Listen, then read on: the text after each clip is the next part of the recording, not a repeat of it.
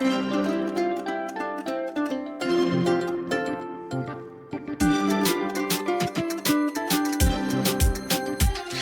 everyone, and welcome to the first podcast of Elevate Research. Today we're joined by incredible panelists to talk about the SSHRC Partnership Engage Grant.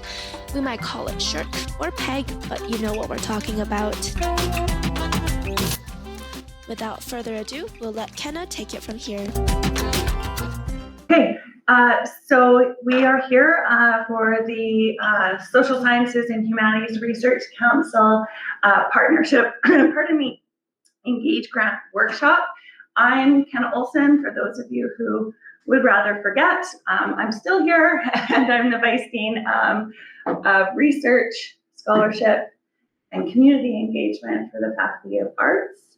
And I will just start us just to get us situated and centered with land acknowledgement, and then maybe we can do some brief introductions and we'll be off and running. So Mount Royal University is situated on an ancient and storied land, steeped in ceremony and history that until recently was occupied exclusively by people indigenous to this place. With gratitude and reciprocity, Mount Royal acknowledges the relationships to the land and all beings, and the songs, stories, and teachings of the Siksika Nation, the Piikani Nation, the Kainai Nation, the Yethkay-Stoney Nakota Nation, consisting of the Chiniki, Bearspaw, and Goodstoney Nations, the people of Tsuut'ina Nation, and the Métis. Thanks, Kenna, and we love that you're still here.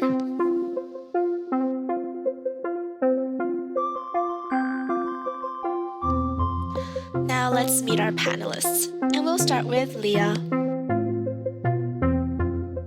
Leah Hamilton, Vice Dean of Research and Community Relations in the Faculty of Business, Communication Studies, and Aviation, and I'm a community engaged scholar. I work with newcomer and refugee communities and queer communities. Celeste, I'm an assistant professor in Women's and Gender Studies in the Department of Humanities. I also do a range of work to LGBTQI+ communities around aging and healthcare advocacy. Yvonne Kjorlien, your grants and research facilitator. I've introduced myself. Rachael Pettigrew, Associate Professor and Chair of the General Management and HR Department in Business School of Business. And I study issues related to work-life interface, gender in the workplace, and also a secondary research stream on newcomer employment and settlement. Hello, everyone. My name is Ranju. I'm an associate professor from Public Relations Department, School of Communication Studies. Thank you for inviting me here to share some of my experience with the SHRC PEG Partnership Engage Grant.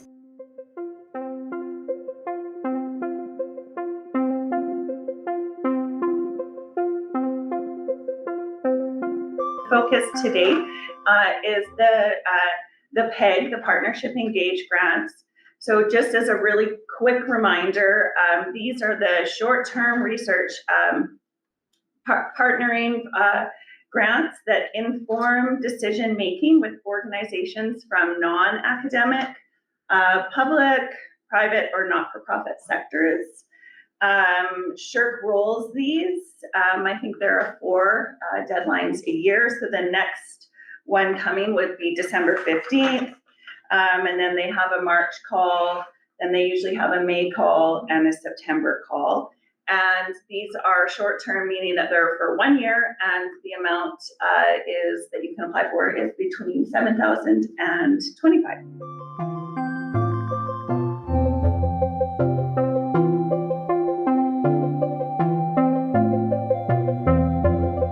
So really what and Leah, what we'd like to talk about now is your experiences writing the grant and top tips that you have. And so we'll start there and then move into some other things.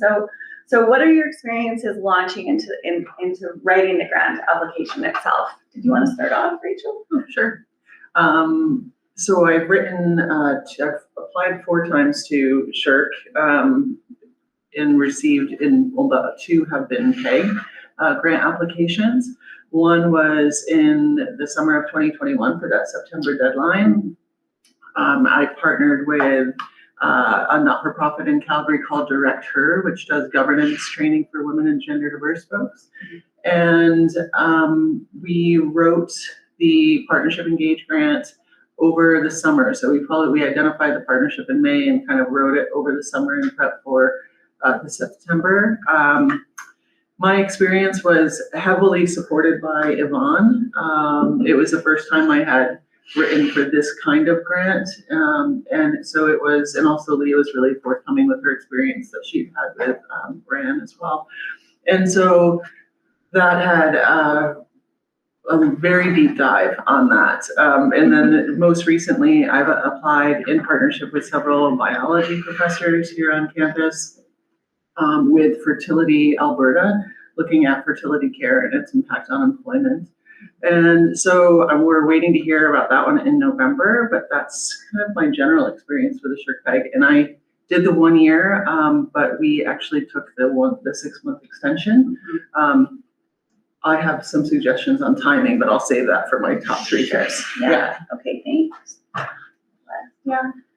So I was involved in co-writing an application 2 years ago. At the time, I was a community-based researcher at an organization called YAL Canada, and we were approached by a professor at UBC named Dr.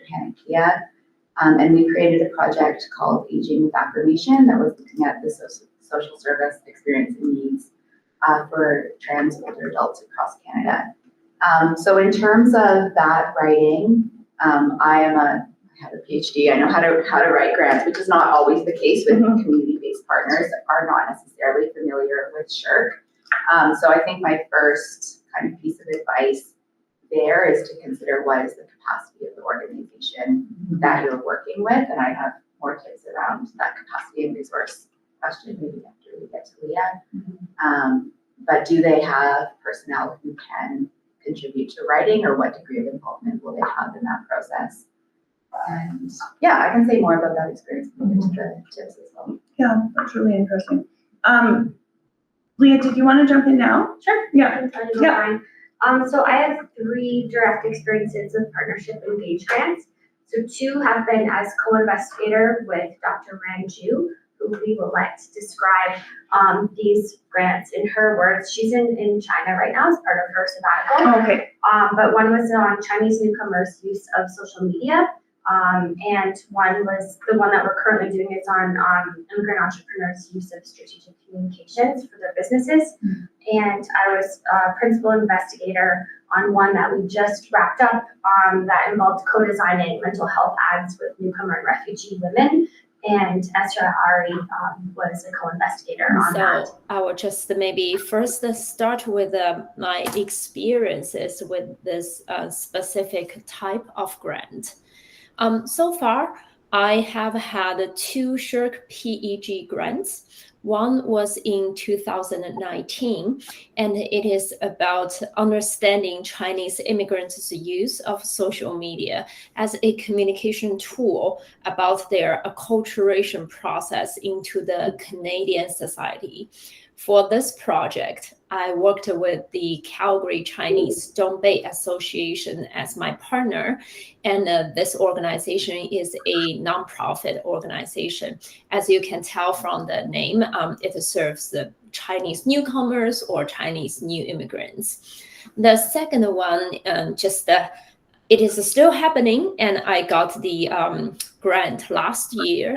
It is called Co-Designing Strategic Communication Resources with Immigrant Entrepreneurs to Foster Social Inclusion.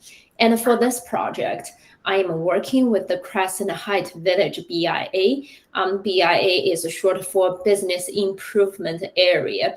It is also a nonprofit organization, and this organization just oversees the Crescent Heights Village area, takes care of all the businesses there and try to help these businesses to grow. And as you can tell, most of the businesses in this area, they are owned by immigrants. That's why I proposed this study So far, we have wrapped up phase 1 and phase 2, and after some thorough data analysis, we will marching into phase 3 and phase 4 for the rest of the year. For both of the SHRC PEG projects, I had the privilege of working with Dr. Leah Hamilton. So Leah, feel free to share some of your experiences here.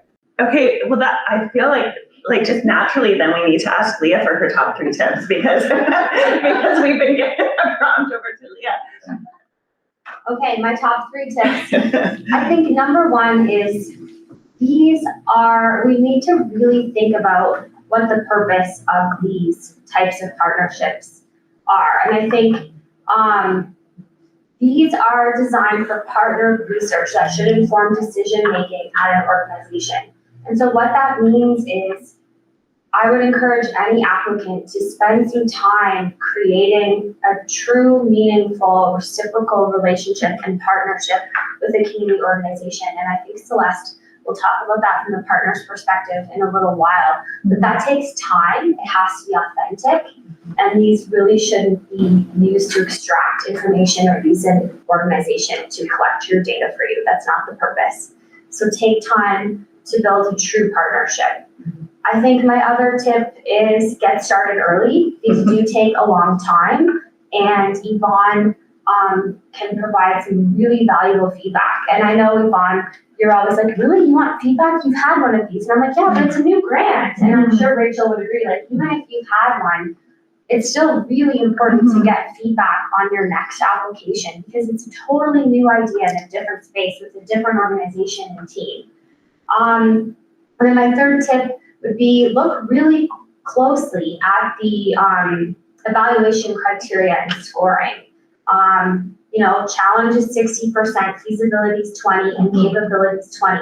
But that means that all pieces of this have to, you have to be really thorough and make sure that you look at all of those merit review indicators to say, does my budget make sense? Every single line in this budget needs to align with the pieces of the grant. Who's on my team? Have I made sure that I have members that have all of the complementary skills needed to succeed? And I'll stop there. Yeah, no, that's really good, Leah. Thanks. Rachel, top 3 tips for faculty members who are thinking about? Yeah, top 3 tips. I was going to mention the same thing around purpose. How does the information that you generate from this project go back into the industry partner to kind of influence what's happening within the organization? So for example, like the director, the information that we gathered actually went back into the development of programming that better meets the needs of folks. So I would also say timing. I mean, I worked on our first one over the summer, and because I was so far in advance, Yvonne was really instrumental in supporting that first SHRC PEG. This fall, we came in pretty hot on the getting the SHRC PEG in, and so I didn't have the same kind of opportunity for review, and I own that. The September timing is a little bit challenging. So you have a year, so you receive we'll know at the end of November, and then you have a year, and there is an option for a 6-month extension. We ended up taking that extension because knowledge dissemination was a big part of our budget. And of course, all academic, we were disseminating in non-academic and academic venues, but it meant that in order to hit those, if you receive it in December 1st, by the first spring, you're still totally collecting or cleaning data optimistically. And so they're really, the bulk of academic conferences are in that May-June period. And so we actually took the 6-month extension just to meet those May-June academic conferences. So if you submit on a later one throughout the year, it might actually be advantageous to keeping it in that 1-year cycle.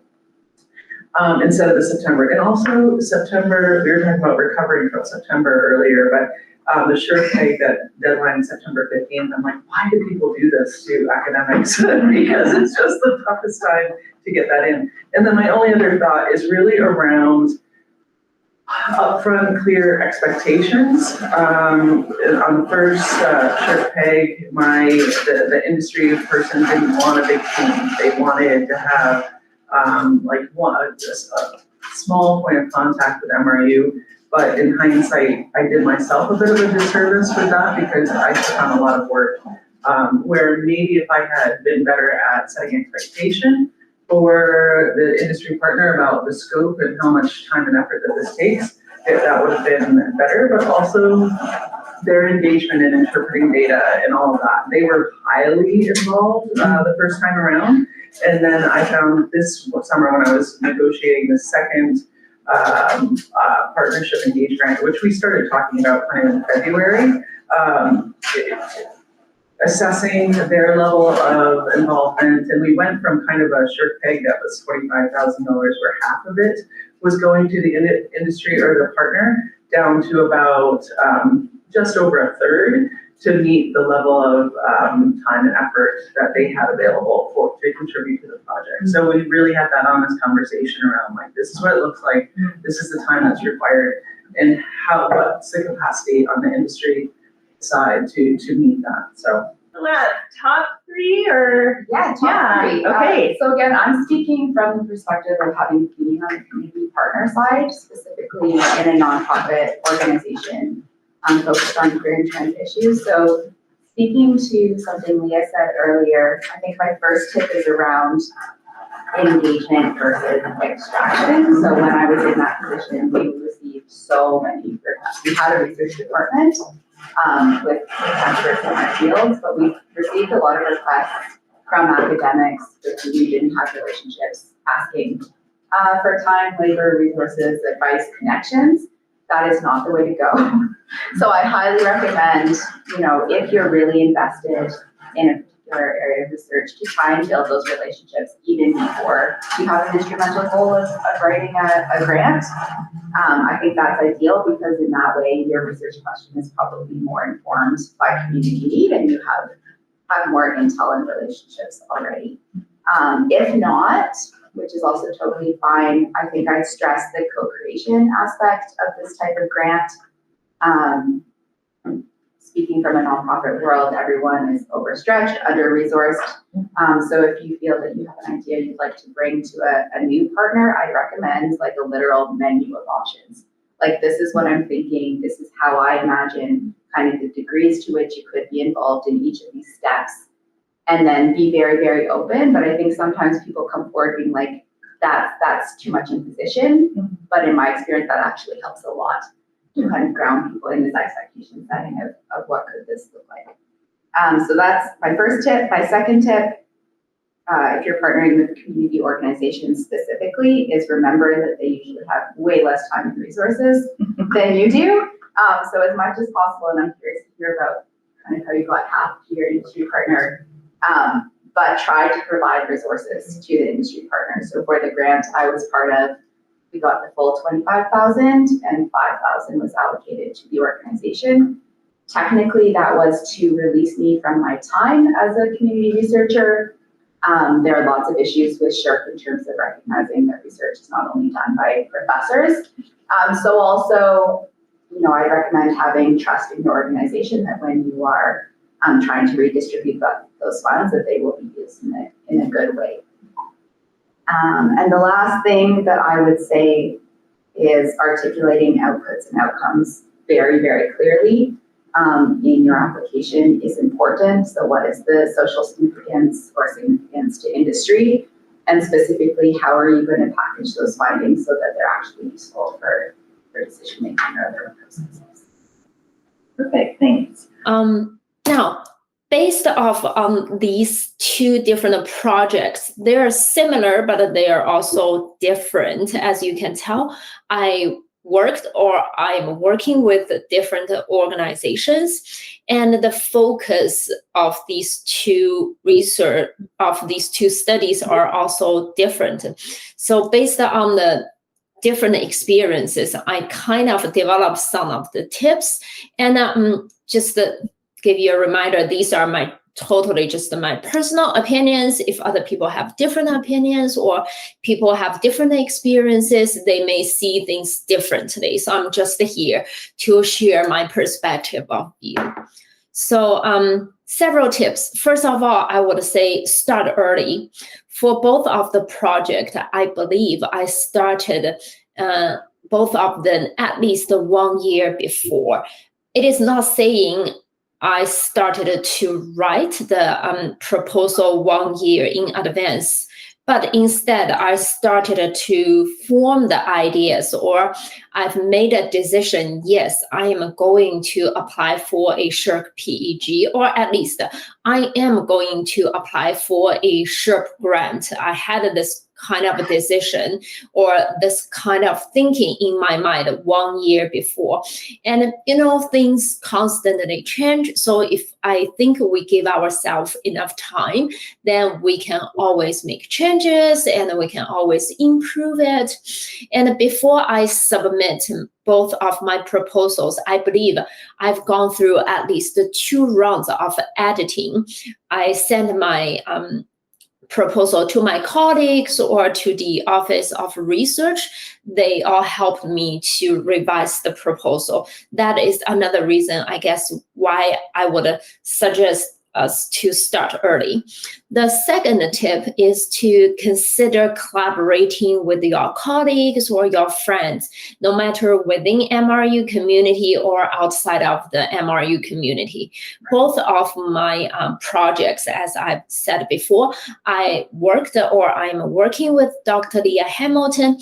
I think it is a good idea to have someone there with you to work together, because any SSHRC application is not easy. It's sort of like a huge job. And for me, I really would like to have someone in my team. And then I feel like I cannot procrastinate, or I can always brainstorming the ideas with that person or with my people. So I would suggest you, if you would like to, always reach out to your colleagues, especially those colleagues who have had experiences with any sort of a SSHRC application, because I believe they can provide you with really valuable insights about how to construct your proposal, what are the things we needed to pay attention to, or even just to navigate the SSHRC online application system, which is complicated. So always reach out to colleagues. And in general, I believe MRU has a very supportive environment for researchers. The third tip I think I would like to share is to really think about some projects or the project based on your own personal or research interest. I can say both of my projects, they are firmly based off on my personal interest, experiences or interests. So First of all, the first project, of course, you can tell, is from my experience of being a new immigrant to Canada. I came to Canada in 2015. So at that time, I was still figuring my way how to integrate it or acculturate it to the Canadian society. And of course, I talked to my fellow immigrant friends. Some of them had some concerns about, social media, is it a good idea to use it to learn about the Canadian culture, societal rules? That's why I came up with the idea. And then the second project is based off on my personal research interest, which is public relations for the public good. Again, also, it is about my experience of being an immigrant here. Of course, I always go to immigrant businesses to buy groceries, to dine in, or to have a cup of coffee. And my observation told me some of the businesses are really struggling. They are doing well within the immigrant community, but they sort of have difficulties of reaching out to wider Canadian society or market. That is why I proposed my second research project. So I would say maybe spend some time, sit down and ask yourself, what are my personal interests or research interests? What is the thing that impact my life so much as a person? Or what is one research area that impacts me a lot as a scholar? That would really help you with some ideas for your projects. And I would say if you're highly interested in the project, it would be one of the biggest motivations for those grant application.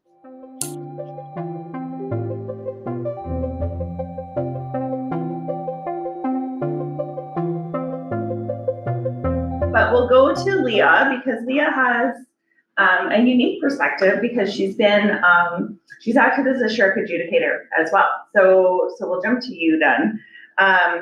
And you know, what do we need to know about how to submit a successful application? What have you seen as far as your experience in adjudicating? And tell us what makes or breaks an application, Leah. Sure, I'll say a few things. The first is that I've been really impressed with how all of the tri-agency adjudication committees have run. And that includes the SSHRC Partnership Engaged Grant Adjudication Committee. The reviewers really do pay close attention to the evaluation criteria and scoring. And what I would say is this, at times you get the sense that someone has taken a failed grant opportunity and tried to flip it into a partnership engaged grant. Because generally speaking, the success rates are a bit higher. So in some of the competitions I've seen, the success rates on these are over 50%, which is great and is fantastic. And I think this is actually a really good fit for a lot of the type of research that happens here at Mount Royal. But at the same time, the biggest thing people are looking for is this really about partnered research? Coming back to my initial comments about extraction or using an organization to help you collect data, it becomes really clear when the organization hasn't been involved in all aspects of the grant development itself. So I would say if it's not truly partnered research designed to inform decision-making at an organization, then this is not the grant opportunity for you. And that's okay. Yeah, and then otherwise I would say just look at the criteria and scoring as an applicant and don't think of all the pieces like the team description and the budget and the short description as add-ons. What I think researchers tend to do is we spend so much time on the bulk of the application, that 5-page or 4-page project description, and then people try to really quickly cobble together budgets or the other pieces. And I would say actually no, the first thing they see is that summary. And people really do dive into the budget and look at feasibility and timeline. And so you really want to make sure there's alignment across all of those pieces of the grant. And yeah, I'll stop there. And then think about the student piece, right? Especially coming from an undergraduate institution. If you are only hiring undergraduate research assistants in the grant, explain to the committee, because you have to remember, even though they take the bias and peer review module, that there can be a bias against undergraduate institutions and even undergraduate students, and they may not understand how much training we're able to provide here. So do that explanation for them. Or if you're hiring a graduate student from another institution, just explain that really clearly. I'll stop there. If there's questions, let me know. Yeah, can you talk a little bit about that? Like, what do you mean explain why there may be a bias towards either a graduate or undergraduate? So, sorry, is the question for me to explain why the bias exists? Yeah, or like, how to mitigate it? why to explain that? Like, what do you mean? So, for example, it's possible that a researcher from Mount Royal or a team of researchers from Mount Royal might be hiring only undergraduate students on the project. And part of the criterion for challenge is quality of training and mentoring to students. Yeah. And so it would be unusual from an adjudication committee member's perspective to see an application that doesn't hire graduate students. So if that's what you're doing, then the onus is really on the applicant to explain what kind of training those students are going to get and how they will develop from this, and also why they are suited to do the type of work that in other institutions might be done by a master's student. Yeah, I think that's a really important point. I think that hits like almost every area of research we do here is, and maybe some of us don't do a thorough enough job of explaining the opportunities provided, the connection of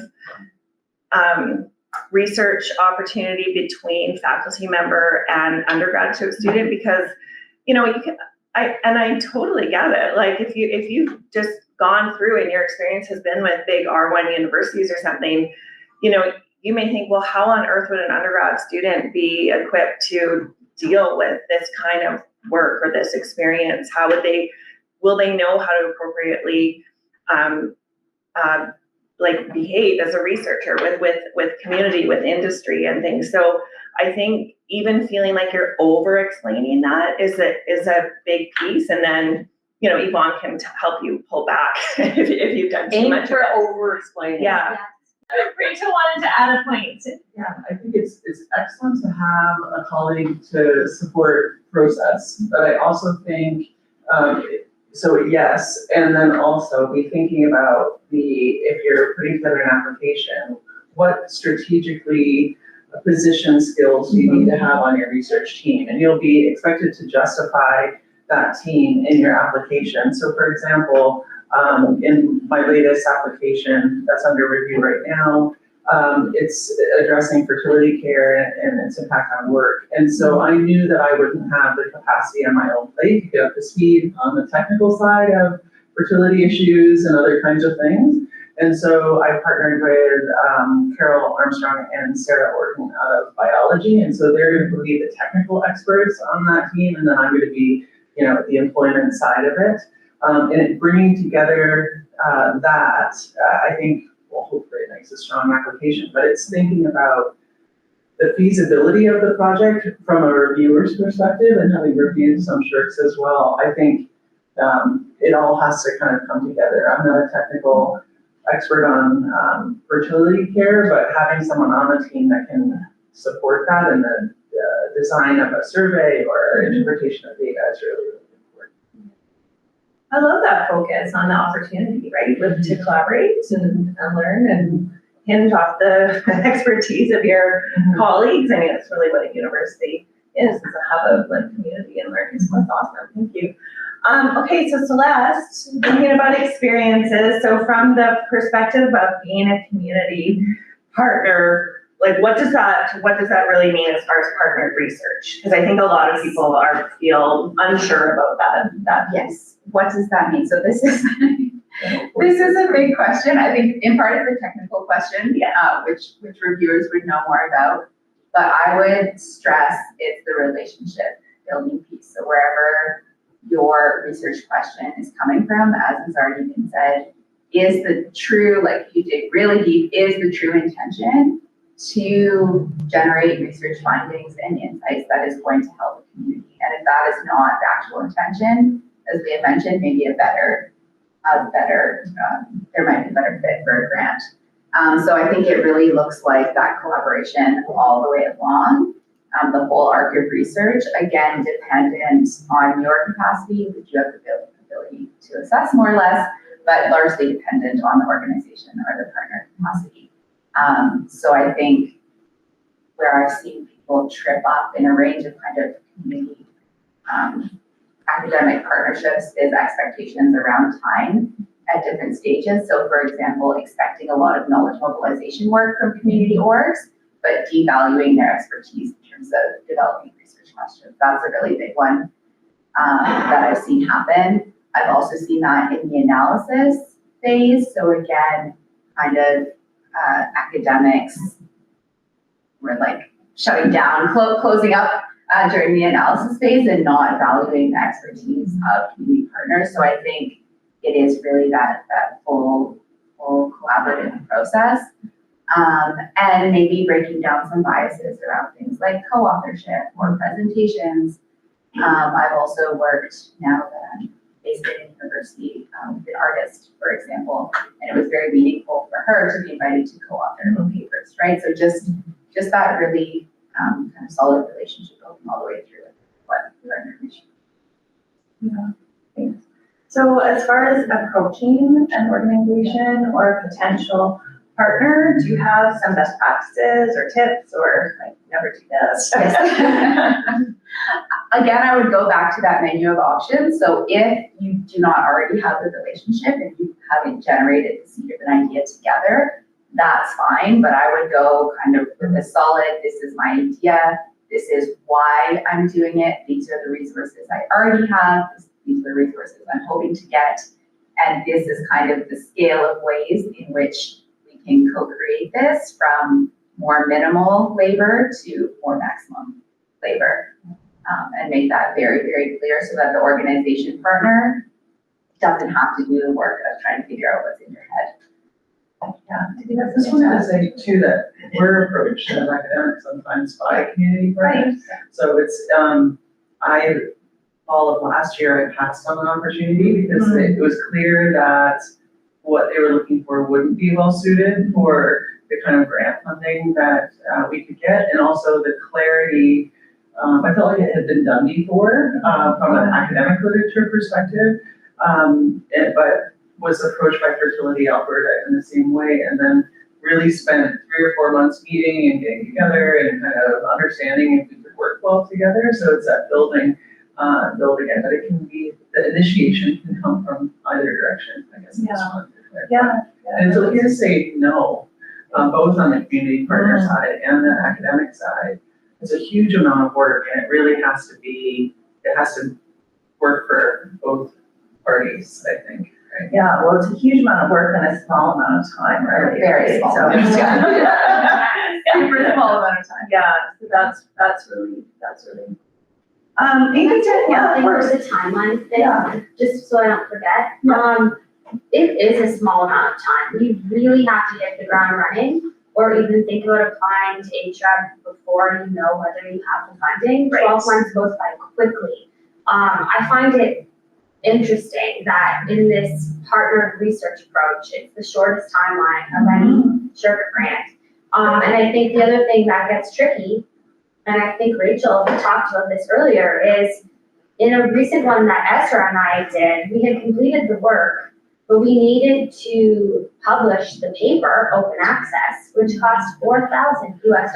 So we had to extend the grant only to cover those open access fees, which just is a bunch of bureaucracy and paperwork in order to meet SSHRC requirements. So I do think there's potential here for some collective action and recommendations to SSHRC about why some of these timelines are not ideal given the nature of the type of work.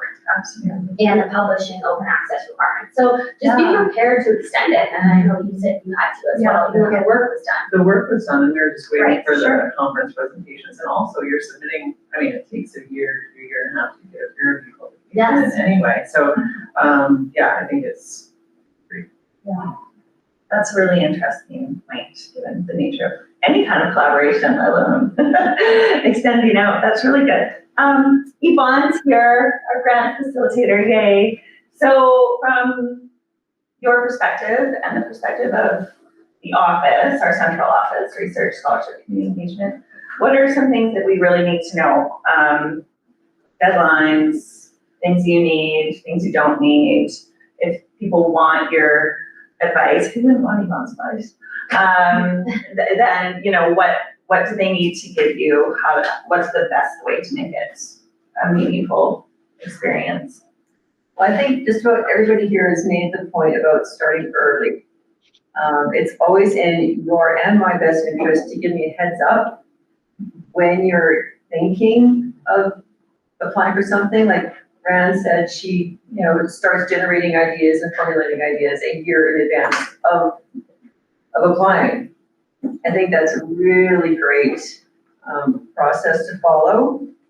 And when you're thinking about it, give me a heads up, because then that lets me know if there's anything else, funding opportunities or other supports that I hear about, then I can forward them to you. Mandatory MRU internal deadline is always 1 week prior to the external funder's deadline, regardless of the funder.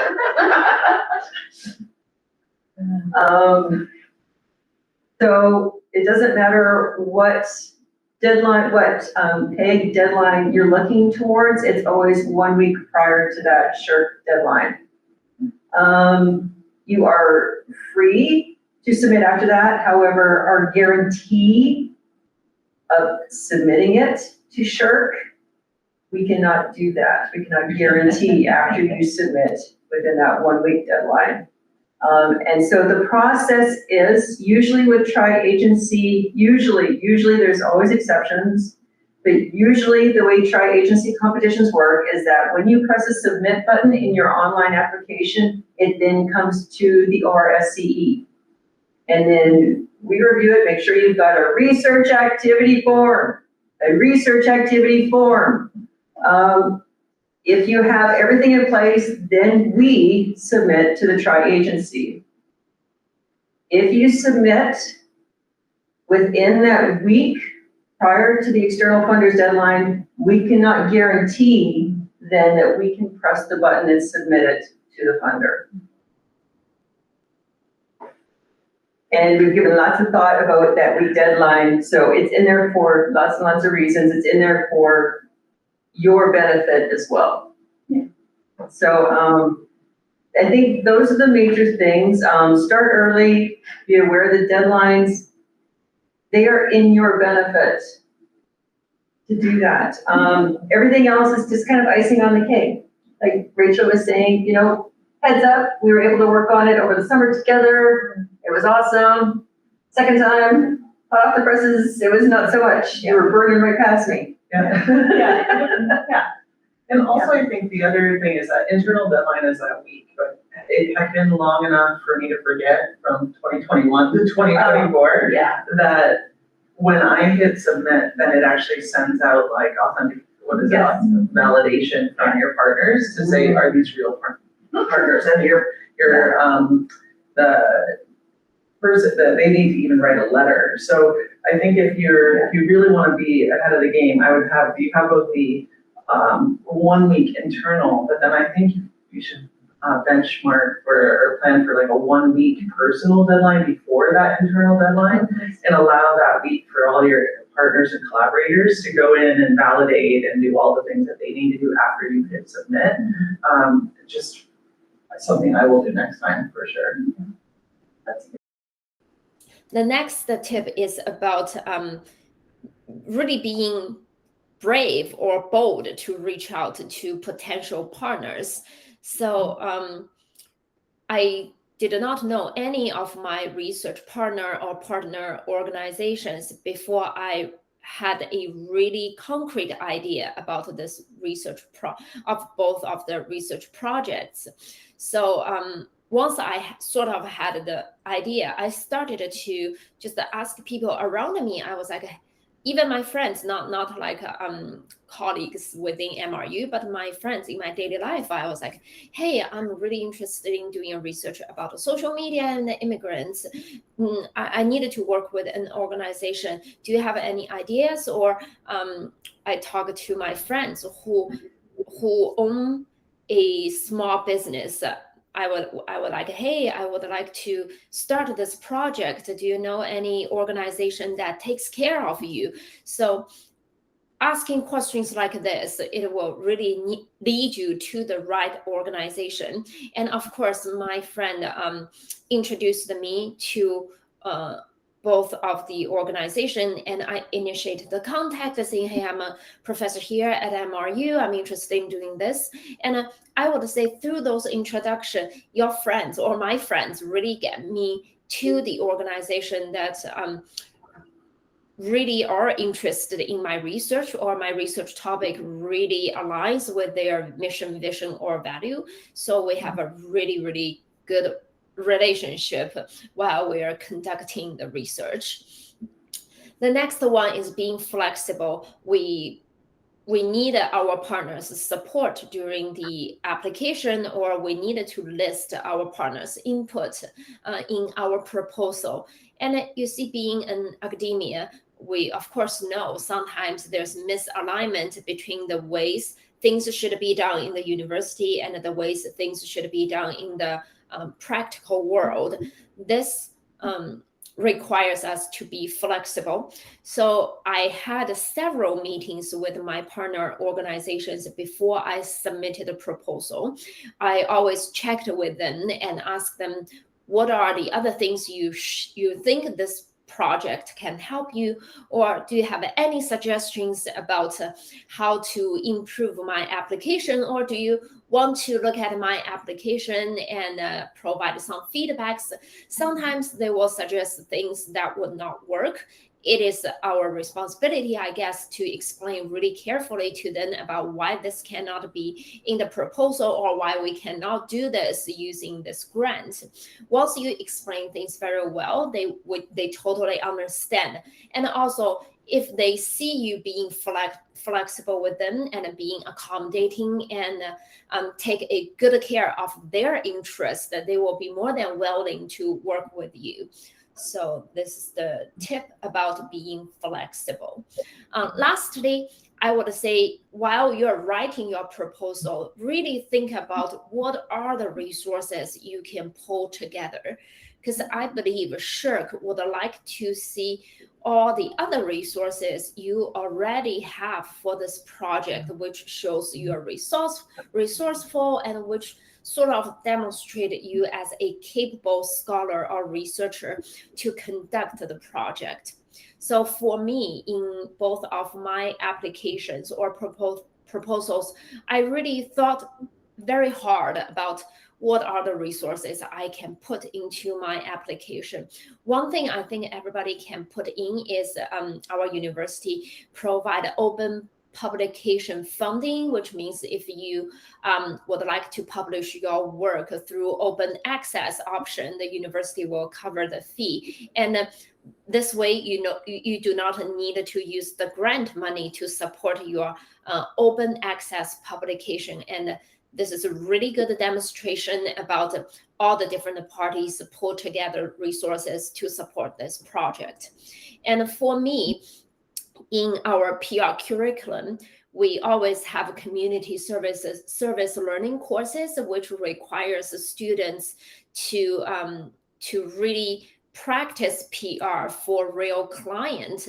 So I put that into my application as well. For my second proposal, I say we will use those courses to invite students to produce materials or short videos to truly help those immigrant entrepreneurs based on our findings from phase 1 and phase 2. And also think about a school level support. Not necessarily these support need to be in a form of cash. It also could be we have this equipment already in our school. We have these space already we can use to support this project, or other different forms of support in terms of the school level. So I guess that is pretty much everything I can say about the tips I can think of based off my experiences of SSHRC PAC. And now a question from our audience. Thank you for all the information. I do have a question about the partner engagement, or what is typically expected for the external partner to bring in, or what have you had in terms of your experience about them bringing into the project? Resources or expertise? In what sense? We're just wondering, do you mean as far as resources, expertise? I guess both, in terms of just to kind of get a sense of what it means. Okay, thank you.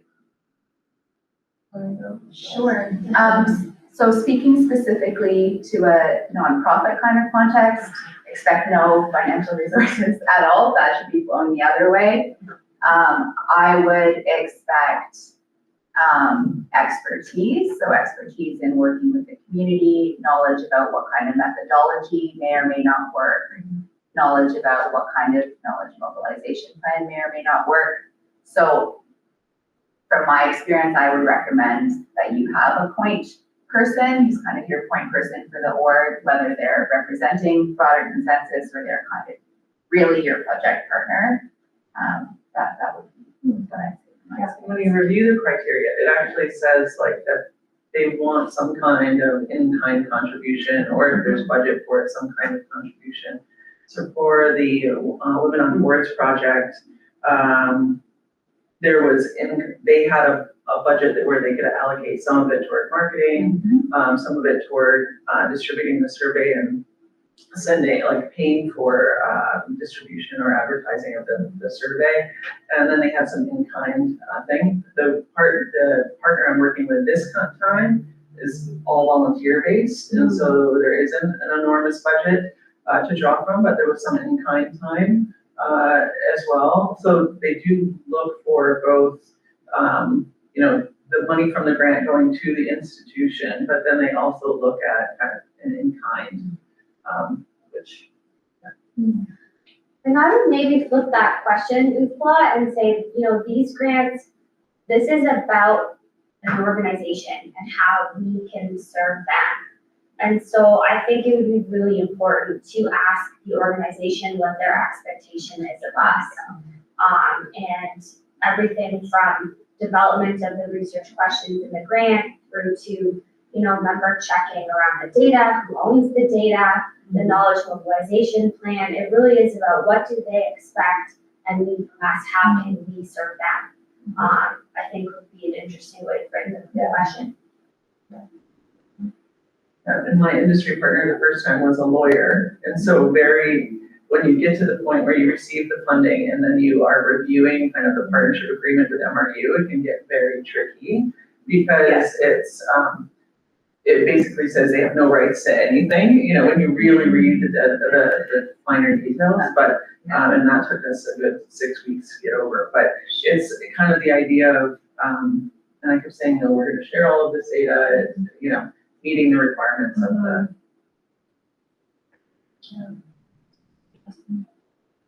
Any other questions? I think I want to reiterate Leah's point and just say, I really think that as we were writing the second peg, we kept going back to very first on the list. Obviously, there's tons of dissemination options that work for academics and things like that, but we kept going back to the primary purpose of this is to support this not-for-profit or this advocacy organization. So like, does all of the items that we're proposing, does it all link back to supporting the purpose of this? So continually kind of rechecking and checking base. And up until like 3 weeks before we submitted the grant, we had a big meeting with the team and kind of said, okay, are we on track?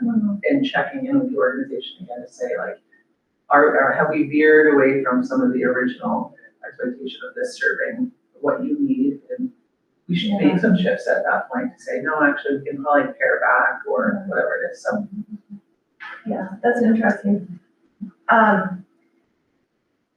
Collaboration is such a different, thing than being that sole researcher working along. So, we've been talking kind of fluidly about the grant application itself, but then actually working on the project and that experience. Do any of you have anything to say about that? Because, when we want to be really aware and cognizant and supportive of our community partner, but yet we have deadlines because it's a year project, 18 months if you take the extension. So how do you make sure you're meeting your own markers? Go ahead, Leah. I don't know, I love to project manage things. Yeah. And so that's really important. And also working in teams. Like for this, I've got to show these awesome little ads that we're co-creating in the one project. But with this project, for example, the one that I was PI on, the co-design project, Mohammed and I had a couple of failed SHRC applications, and then we completely reconceptualized the project to make it a PEG and to partner with SIWA, but then he moved away, which I'm still devastated about. And so it was neat to reimagine it and to bring Ezra on. As a co-investigator, I learned that you can add co-investigators to grants post hoc. So if you ever do bring someone on, you can do some formal paperwork so they get the proper acknowledgement. But working in a team that way was really important. And also, like even right now, Rand's in China. So I'm leading this for the next few months while she's away, working with the RAs. I'm about to write an extended abstract for a conference she wants to submit to. And I think a lot of it is like, how do we truly collaborate with people and manage those timelines in a way that moves things forward and respects participants, community partners, et cetera. I think I would say not an error, but the first PEG had a very detailed not-for-profit partner, and I didn't pull in the reins on the complexity of the survey. They wanted all sorts of details, but then I knew in my head, I was like, this is going to be complicated data to analyze, and I should have, just as I was respecting their expertise in the area and their boots on the ground experience, I should have voiced my my understanding of the data and that the complexity that we were creating by having a very detailed survey. We ended up with 350 people completing the survey, but it was still, we could have had far more if we made a less complicated survey, and then it would have made interpretation a lot easier. But, so this time I'm going for simple survey, exploratory. So anything else to add or any other questions? I'm not sure. We all still have more. I just want to highlight, like, Yvonne, the work that Yvonne did on the first application was instrumental probably in me receiving that shirt peg, or us receiving that shirt peg. And that planning early and having that experience that lies on your documents. And I know now you weren't in this role before, but you also have that time to review as well. But I'm wondering, just for people that might see this, like what the characteristics of the strongest applications, or maybe even like 2 common mistakes or something like that. The biggest mistake that I see is mistaking a PEG grant for an opportunity to consult with the partners. So it's kind of a fine line between the industry partner coming to you as the academic and saying, we have this problem, we want you to solve it. That kind of sole source consultation is not a SSHRC PEG grant. There has to be, as you demonstrated, there has to be a relationship, there has to be integration of the partner in all aspects of the research. And those have to be delineated. It cannot be the partner saying, we have this problem, we want you to go solve it, here's some money, off you go. And I've seen PEGs like that. So that is not a PEG. So that's, I think, the biggest problem or the issues that I see. And 2, I can tell when you don't give yourself enough time to write a grant application. And I'll look away very quickly.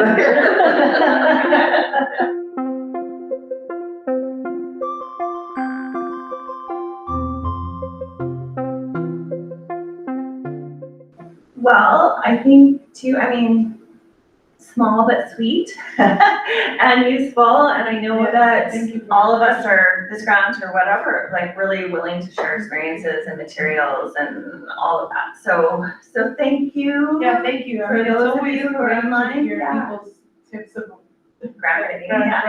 So thank you. And thanks to Rand, of course, for that, like, very polished, way more polished than what we had here in person. So thanks everybody, that was great. So have a great fall morning. Thank you. Yeah, everyone. Yeah, thank you.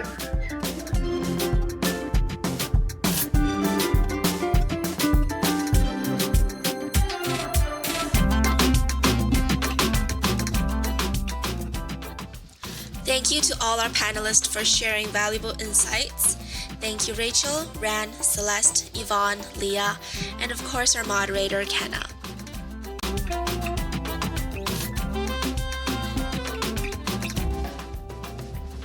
We hope this discussion inspires and supports your application journey. Best of luck, thanks for listening, and that concludes our first podcast. Bye now!